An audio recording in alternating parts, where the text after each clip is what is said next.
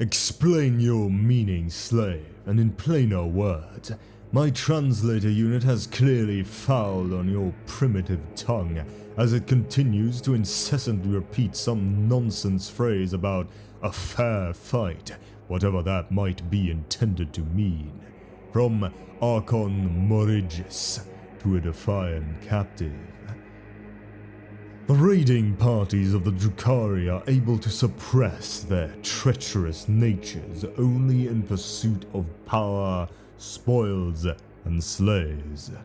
When the cabals of Komorah gather in large numbers, they darken the skies of unsuspecting worlds with their razor-edged anti-gravity craft and fall upon the unwary populations of the galaxy with extraordinary speed and their characteristic sadism.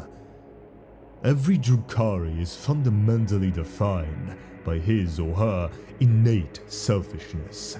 Personal power, the pursuit of comfort, and the gratification of their dark desires are the only things which truly hold value for them.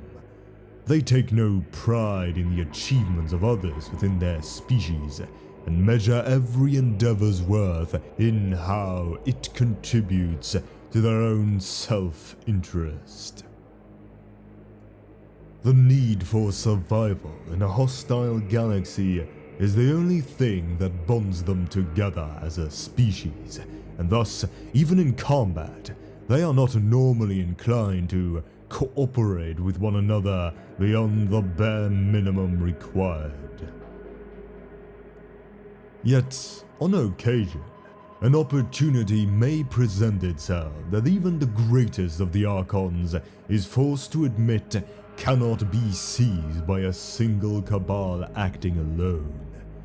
This could be an Imperial hive world whose teeming masses of humanity are ready to be culled, an Asuriani craft world drifting unpowered and vulnerable to a slave raid, or a newly discovered intelligent alien species unaware of the dangers which haunt the galaxy.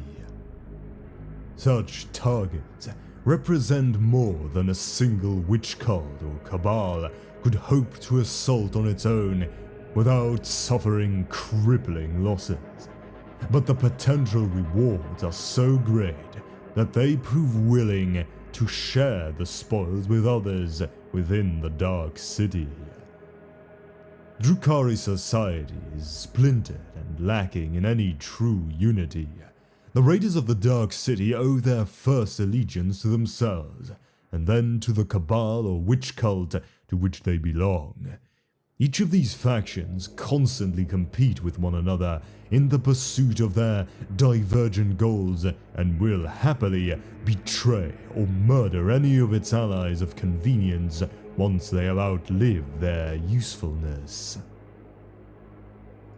Amongst the Drukhari, only the most devious and ruthless survive for long, and any alliance or coalition that forms does so only either out of greed or fear of its individual participants' rivals.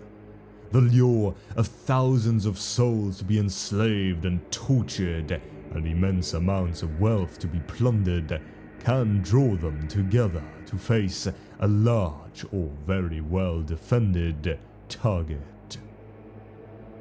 Power is the only truly palpable currency within Komorah, and a successful attack on a target of unusual magnitude can secure extraordinary wealth and authority for those who were daring enough to carry it off.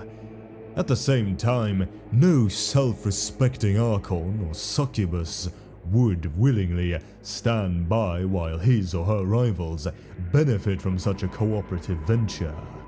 As such, when large-scale assaults are in the offing, they can grow to unusually large proportions as jealous Drukhari nobles pledge their support for the raid, whilst all the time plotting ways to double-cross their newfound allies and seize all the plunder and prestige for themselves. While it is greed that forges these massive Drukhari assaults, It is fear that keeps them cooperative. The Drukhari are defined by their fear of many things, including death, loss of status, and the plots of their rivals. An unusually large war fleet allows the Drukhari to hunt much larger and more powerful victims.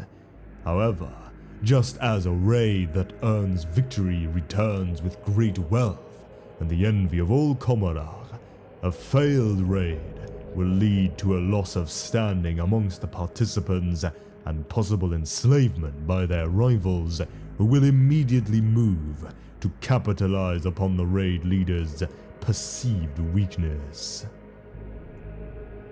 By involving all of one's rivals in the attack, the risk of failure can be shared by all.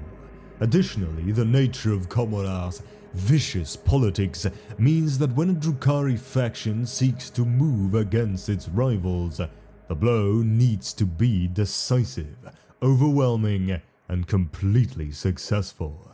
Any less will result in the unleashing of civil strife that will see entire cabals and witch cults destroyed, thousands murdered amongst the spires of the Dark City, and slavery and torture for almost all as the enemies of both sides seize their own advantage. Because of these terrible risks, the fear of these consequences keeps most of the double dealing and treachery within a large war fleet to a minimum, until the participants return with their spoils to Commodore, of course. Every weapon your prey wields can be turned against them, given sufficient application of wit. From Archon Drakarth Zuskul. The strike forces of the Drukhari, despite consisting of treacherous and scheming murderers, work like well-tuned machines upon the battlefield. Raids are planned in meticulous detail by the Archons and Succubi that lead them, and hidden routes through the webway are opened in readiness for the assault. Only the most capable are recruited for each real space raid, which is why Drukhari warriors are such determined opponents, and why their bitter rivalries are set aside during battle. Working in concert ensures that not only is the greatest amount of punishment inflicted upon real space, but also that the maximum number of victims can be taken back to Commodore. Vendettas are revisited only once the captives are divided, for above all, the Dark City requires a steady intake of fresh souls. The Cabals regularly launch piratical invasions, so there is much to be gained from being part of such an organization. The thrill of hunting lesser mortals, the chance to personally capture new slaves, but most importantly, the revitalizing feast of unbridled destruction at a hunt's end.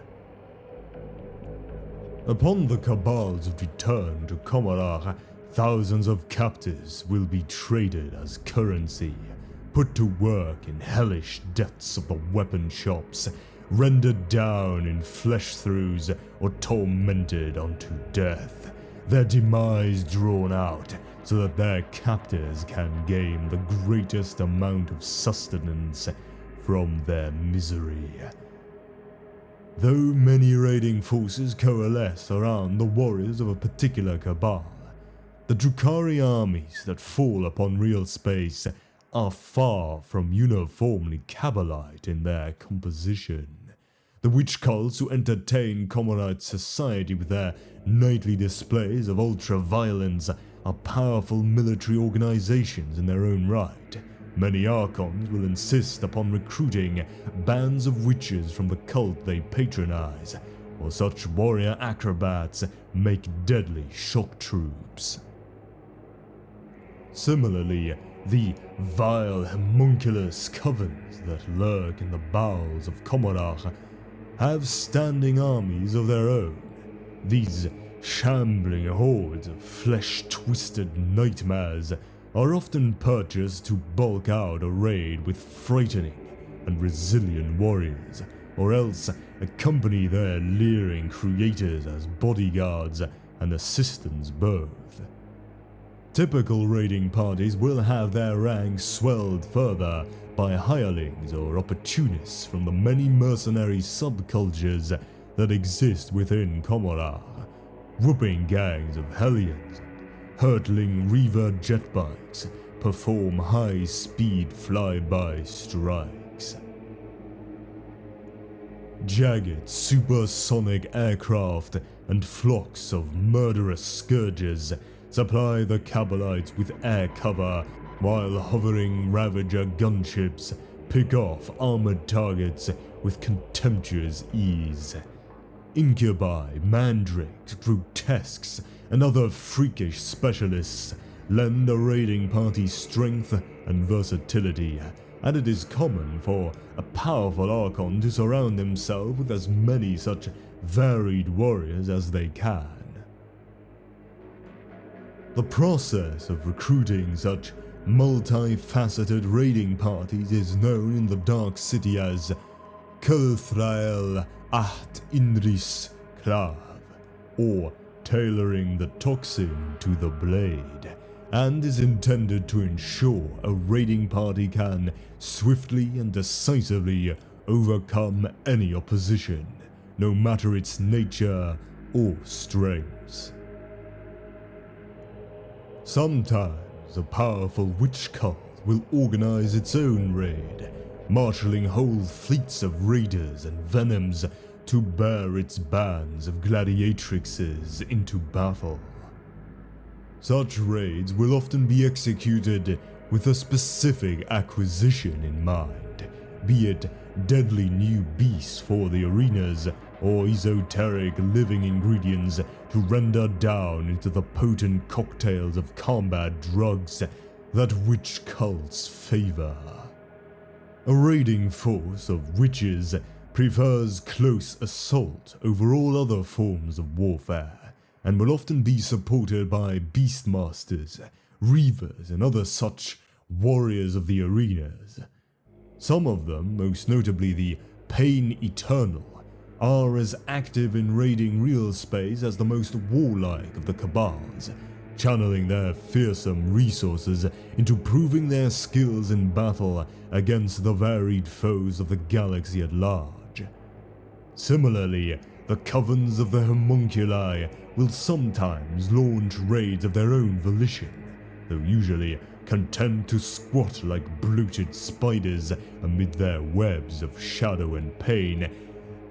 They need a steady flow of victims as much as any other part of Comorite society.